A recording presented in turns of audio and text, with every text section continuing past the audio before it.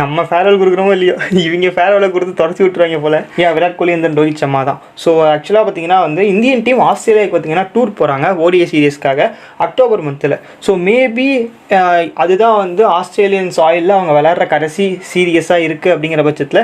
Because T20 retire ஆகியாச்சு. அந்த பார்த்தீங்கன்னா வந்து டெஸ்ட் மேட்ச்சில் ரிட்டையர் ஆகிட்டாங்க 2 பேருமே. ஸோ மிச்சம் இருக்கிறது ஓடிஐ ஃபார்மேட் தான். ஸோ அதுவுமே மேபி அடுத்த வேர்ல்ட் கப்க்கு அப்புறம் வந்து ரிட்டையர் ஆகிடுவாங்க அப்படிங்கிற மாதிரி தான் தோணும். இது எல்லாமே ரூமர் தான், என்னையும் சொல்லிடுறீங்க கிட்டாங்க. அப்படி இருக்கிற பட்சத்தில் அதுதான் வந்து அந்த அக்டோபர் மந்தில் இந்தியன் டீம் வரதான் வந்து ஆஸ்திரேலியன் சைடில் அவங்களோட கடைசி சீரியஸாக இருக்குது அப்படின்னா அந்த கன்ஃபர்மேஷன் எங்களுக்கு தெரிஞ்சிருந்தா ஸோ அவங்களுக்கு வந்து ஆஸ்திரேலியன் சைடில் ஒரு பெரிய சென்ட் ஆஃப் வந்து நாங்கள் ரெடி பண்ணுவோம் அப்படிங்கிற மாதிரி Australian cricket CEO dot Greenberg பார்த்தீங்கன்னா சொல்லியிருக்காரு.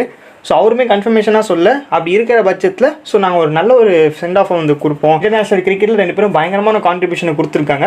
அதை தாண்டி 2 பேருக்குமே பார்த்தீங்கன்னா அந்த அளவுக்கு வந்து சடனாக தான் வந்து டெஸ்ட் ஃபார்மெட்லேயே ரிட்டைர்மெண்ட் கொடுத்தாங்க.